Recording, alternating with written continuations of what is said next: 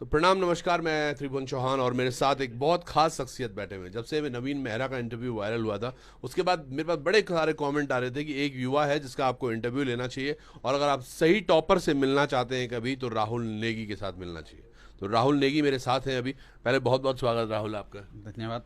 और आज राहुल से मुलाकात भी हुई है, वाकई बहुत अच्छा भी लगा क्योंकि कल जो आपने इंटरव्यू देखा था हमारे टॉपर्स का, उनमें आधे से ज़्यादा बच्चे ऐसे थे जो इन्होंने पढ़ा भी रखे हैं और जिनको ये ऑनलाइन फैसिलिटेट भी कर रहे हैं। साथ के साथ कनिष्ठ सहायक तो जैसे इनका घर का हो गया। क्या बात है, पिछली बार भी आप ही टॉपर कर रहे हैं, अभी की बार भी आप ही टॉपर हो।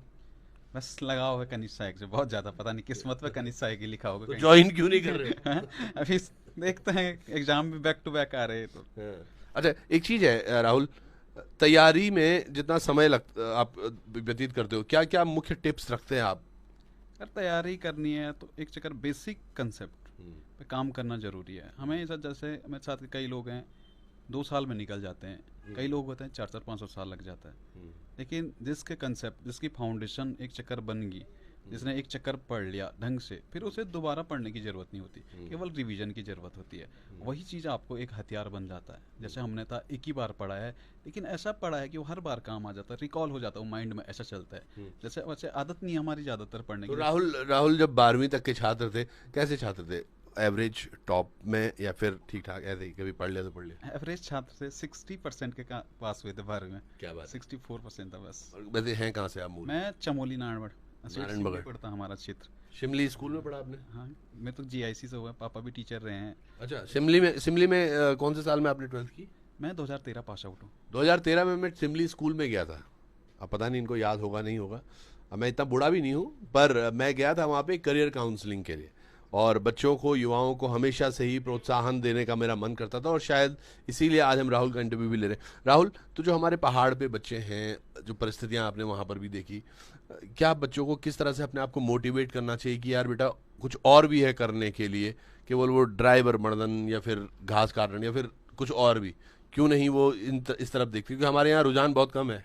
नहीं, अभी सोशल मीडिया का जब से टाइम आया, यूट्यूब का टाइम आया, तो उत्तराखंड में एक बदलाव देखा मैंने। और अच्छा। बदलाव मैंने देखा पुलिस कांस्टेबल में। कांस्टेबल में है कि ऐसा है कि कई लोग देहरादून से टॉपर निकले, लेकिन एवरेजन बच्चा देहरादून से बाहर से निकला है। और वो बच्चा ऑनलाइन माध्यम से जुड़ा है या ऑफलाइन माध्यम से जुड़ा है, लेकिन देहरादून से आउटर हमारे जो रूरल एरियाज हैं उस एरिया से ज़्यादा निकला है। अच्छा। अब थोड़ा चेंज हो रहा है उत्तराखंड में, जब यूट्यूब में नए नए ट्विटर आए हैं, पढ़ने का तरीका जो हमारा ऑनलाइन प्लेटफॉर्म सजा है, उससे ज़्यादा लोग जुड़ रहे हैं। तो अब ज़्यादातर रीच, एजुकेशन की रीच बदल रही है। अब आपने देखा एक बीच भर्ती का दौर था, धांधली हुआ, तो उत्तराखंड का युवा अपसेट था। लेकिन जैसे अब रिजल्ट आए, जैसे मैं साथ में अभी रॉबिन ने दिया था, तो 7 के लोग थे। अब 7 के लोग को देखा ज़्यादातर लोग उत्साहित हैं। अब धीरे धीरे ऐसा हो रहा है कि सब के सब तैयारी की ओर आ रहे हैं। अब जैसे आर्मी होता था हमारा, पहले हम आर्मी की तैयारी करते थे, मैं और रॉबिन साथ में किया करते थे। अच्छा। 2018 तक हम दौड़ते रहते थे, ओएफडी ग्राउंड है रायपुर में, तो वो धूप में हम बहुत दौड़े। लेकिन 2018 जैसी उम्र निकली भर्ती की, फिर हम तैयारी में आ गए थे यहाँ, फिर तैयारी की। तो अब लगता है कि आर्मी तो क्रेज छूटा ही छूटा। अब उत्तराखंड में जो क्रेज अब चल रहा है वो सरकारी नौकरी का चल रहा है, और ज़्यादातर नौकरी अब युवा पढ़ रहा है, क्योंकि उसका बड़ा भाई निकला है या गांव से कोई निकला है। अब अखबारों में ज़्यादा आ रहा है। बिल्कुल, और आप सब लोग भी जितना देख रहे हैं ये याद रखिएगा, जब यही वीडियोस आपको थोड़ा प्रेरित भी करते हैं कुछ करने के लिए। आप राहुल को देख लीजिए, आप नौमान से हम कल मिले थे, हम धीरज से भी मिले थे, तो हम अंकित से भी मिले थे, हम तमाम उन टॉपर से मिले थे। जो इनका दोस्त है रॉबिन, वो शाय था, लेकिन पेपर निकालने वहाँ पर थोड़ा ना कोई देखता है कि आप कितना अच्छा बोलते हैं या फिर कितना अच्छा सोचते हैं, आप पेपर में क्या कुछ अच्छा कर पाते हैं। तो जो हमारे युवा हैं, आपने कुछ खास चेंज जो जरूर आपने बोला कि ऑनलाइन के माध्यम से, पर मैं एक जानना चाह रहा हूँ कि आज भी बच्चों के लिए ऑफलाइन मोड ज़्यादा अच्छा है या ऑनलाइन मोड अच्छा है परीक्षा के लिए? जैसे हमारा वाला दौर था, हमारे दौर में मैं नहीं जानता था ऑनलाइन में कौन कौन पढ़ाता। मैं ऑफलाइन ही से पढ़ा हूँ, मैक्सिमम मैंने ऑफलाइन से पढ़ा है। लेकिन जब अब 2020 के लॉकडाउन के बाद का दौर है, तो ये दौर ऑनलाइन का ज़्यादा है। ज़्यादा फायदा किस में ज़्यादा? फ़ायदा वैसे ऑनलाइन में ज़्यादा, ऑफलाइन में ज़्यादा फ़ायदा है। एक अगर इमेज बन गई तो ऑफलाइन का बढ़िया। लेकिन कई लोगों को फ़ोन से पढ़ने की आदत है। अब जो नया यूथ आ रहा है, पे जो नई जनरेशन आ रही है, वो ऑनलाइन की जनरेशन मैं है। देख रहा हूँ तमाम टेलीग्राम पे इतने सारे ग्रुपों में मुझे जोड़ा हुआ है इन युवाओं ने आजकल। कोई हर दिन कोई क्वेश्चन पेपर दे देता सुबह सुबह मुझे सॉल्व करना। मेरे भी तो आते होंगे। आपके भी आते हैं। तो ऐसे ऐसे देखिए मुझे याद मतलब इतने सारे क्वेश्चन मुझे लगता है कभी कभी टेलीग्राम ही अनइंस्टॉल कर दूं। तो ये बच्चे सब पेपर करते हैं वहाँ पे? हाँ, पेपर करते हैं, प्रैक्टिस सेट मेरे साथ देखना। तो अभी वीडियो से पहले मैंने प्रैक्टिस सेट चलाता था, मैं पूरा उत्तराखंड का जुड़ा था, 1200 लोग देता था पेपर एक साथ, और उसमें से मैंने देखा कि आपका 200 प्लस मैंने सिलेक्शन दिया इस बार, जबकि मैं खुद बैठा था एग्जाम में। और आपका कौन सा रैंक आया? मेरा 90वां रैंक आया। तो ये 90वें रैंक वाले वो युवा हैं जिन्होंने कि अपने जो ये क्या बोलते हैं यहाँ पे, गुरु गुरु गुड़ रह गया और चेला शक्कर हो गया। मैं टॉप 10 में देखना, धीरज गुसाई है हाँ। 3री रैंक है, रॉबिन है 7वीं रैंक है, सुभाष शर्मा जी है 15वीं रैंक है, अरे वाह। गौरव है, क्या है इसका नाम, मैंने लगभग टॉप 30 में 7-8 लोग दे रखे हैं। क्या मैंने बात कोचिंग है। संस्थान से शिखर में अभी पढ़ा रहे हैं, अच्छा चला। खुद ही मैं थोड़ा चूक गया, थोड़ा पढ़ाने में ज़्यादा फोकस रहा, तो थोड़ा आ नहीं पाया मेरा रैंक।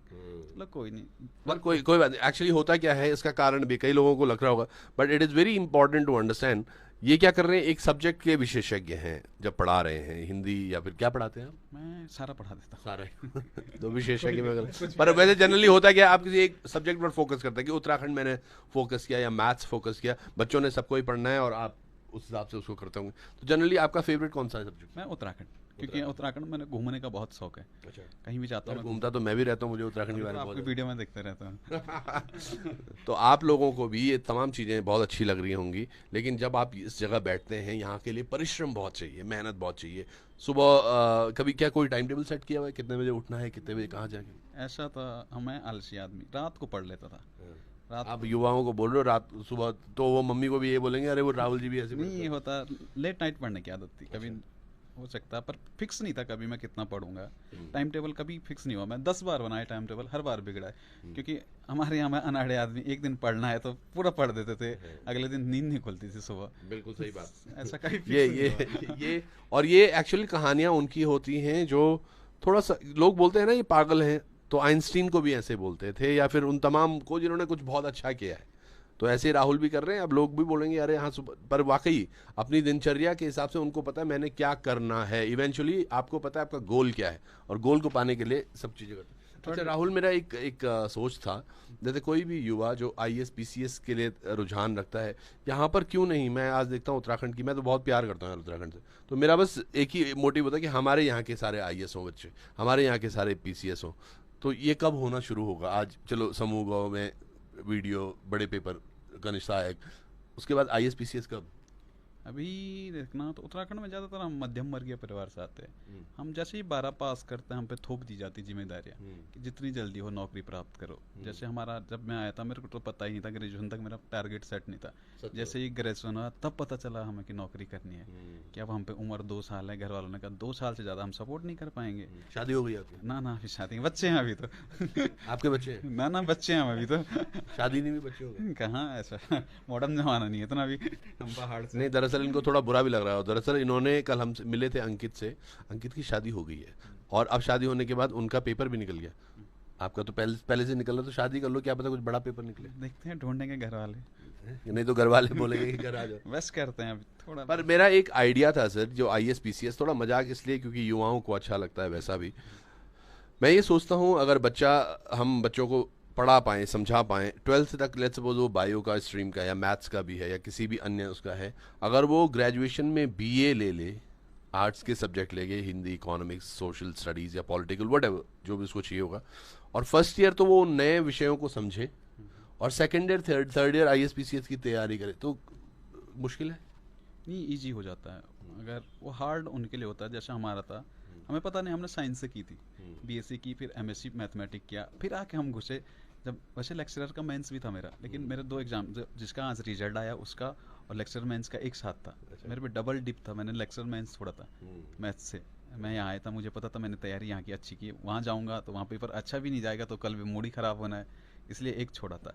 हम पे पता नहीं था, हमारा टारगेट सेट नहीं था। जैसे मेरे साथ के हैं, मैं जब बैठता था लाइब्रेरी में, मैंने मुकुंद को देखा है, उसका डेडिकेशन देखा मैंने, क्योंकि हम उसका फैमिली सपोर्ट देखा मैं, कि उसे ना पहले से ही पता था हमें बनना है, ऑफिसर बनना है। वैसे हम पे खूबी नहीं मिली, हमें उतना अच्छा गाइडेंस नहीं मिला, लेकिन ये बात है। लेकिन आने वाले टाइम पीरियड पे उत्तराखंड में जिस टाइप से अब लड़के जा रहे हैं, यूथ जा रहे हैं, तो एक वो बननी है एजुकेशन के प्रति, एक हब बनना अब देहरादून। पहले हमें केवल था कि लेवल ग्रुप सी ही निकालना है, एक कलर की तक सीमित रहना है। लेकिन अब मैं देख रहा हूँ, जैसे मेरे साथ के कई दोस्त फॉरेस्ट गार्ड में के, तो छुट्टी लेके आरओ एआरओ की तैयारी शुरू कर दी है। अब एक नया जनरेशन आ रहा, अब जैसे होती ना, पहले एक नौकरी की खुशी होती थी, अब ऑफिसर, बिल्कुल अब बिल्कुल पोजीशन कई की खुशी बच्चे है। हैं जो हम कल भी देख रहे थे, उन तमाम बच्चों का आपके भी जैसे अलग अलग तो पेपर सारे निकालते रह रहे हैं, अब चूज करते हैं कि मेरे को यार इसमें जाना है। तो अच्छी बात है, बहुत बहुत धन्यवाद राहुल, आपका भी समय हमने बच्चों को भी दिया। बट ओनली थिंग दैट ठीक है, धन्यवाद। अगर कोई लोग जुड़ना चाहते हैं, अगर आप एजुकेशन के सेक्टर में हमसे जुड़ना चाहते हैं, वैसे मैं भी एजुकेशन करवाता हूँ, शिखर एकेडमी में ऑफलाइन है। अगर नहीं होता, कोई फाइनेंशियली कमज़ोर लड़का बच्चा है तो मेरे से संपर्क कर सकता है शिखर एकेडमी के लिए। साथ साथ अगर कोई यूट्यूब पे है तो यूट्यूब से भी मेरा चैनल है, सरकारी नौकरी विद राहुल नेगी। आप लोग के लिए मैं अच्छा कंटेंट लाता हूँ। अगर किसी को लगता है कि कनेक्ट होना है, हमारे सोच के साथ जुड़ना है, एक टॉपर इस आइडियोलॉजी क्या होती है हमारी, टॉप हमें पेपर कैसे क्रैक करना है, इस बारे में कोई लोग मेरे से बात करना चाहते हैं। वैसे मेरा फ़ोन हमेशा बिजी जाता है, इतने कॉल आते हैं मेरे को पूरे क्या बात उत्तराखंड से, लेकिन तब भी मैं कॉल बैक कर लेता हूँ आप लोग का। जितना भी जोड़ना चाहते हैं, किसी अगर कोई भाई है नहीं हो पा रहा सिलेक्शन, बहुत फ्रस्ट्रेट है अपने आप में, तो एक बार मेरे से बात कर लेना। हो सकता है कि अब तो हम आपके लिए भी, बहुत से लोगों के लिए मैं लकी साबित हुआ हूँ। बिल्कुल, और इनका चैनल भी आप सब्सक्राइब जरूर कर लेना। कुछ कुछ राहुल विद राहुल सर, सरकारी नौकरी विद राहुल सर। तो सरकारी नौकरी भी लगेली, पर उसके लिए थोड़ा सा मेहनत करनी पड़ी। और राहुल जैसे आपके साथ अगर मार्गदर्शक आपको मिल जाए, यकीनन आपकी भी नैया पार हो सकती है, खिवैया बन के ये रहेंगे आपके साथ। तो आप सब लोग भी जुड़े रहिएगा लोकार्पण पर, मेहनत भी कीजिएगा। और मैं जो बोल रहा था, जैसे इनका भी मानना है, अब हम थोड़ा सा और आगे बढ़ते रहें, क्योंकि हम जैसे पहले भर्ती होते थे, तमाम भर्ती होते थे, ऑफिसर्स बहुत चंद निकलते थे, लेकिन आज बच्चे एनडीए में जाना शुरू हुए हैं, सीडीएस कर रहे हैं बच्चे, अच्छे से निकल रहे हैं आईएमए के थ्रू। चीज़ें बढ़ रही हैं, तो शायद हमारे बीच से अब आईएएस पीसीएस की वो दौड़ भी शुरू हो जाएगी जल्दी। तो जुड़े रहिएगा आप भी। बहुत बहुत धन्यवाद एक बार फिर आप। धन्यवाद त्रिभुवन भाई, आपका भी। चलिए, नमस्कार, सब्सक्राइब करिए इनको, जुड़े रहिए।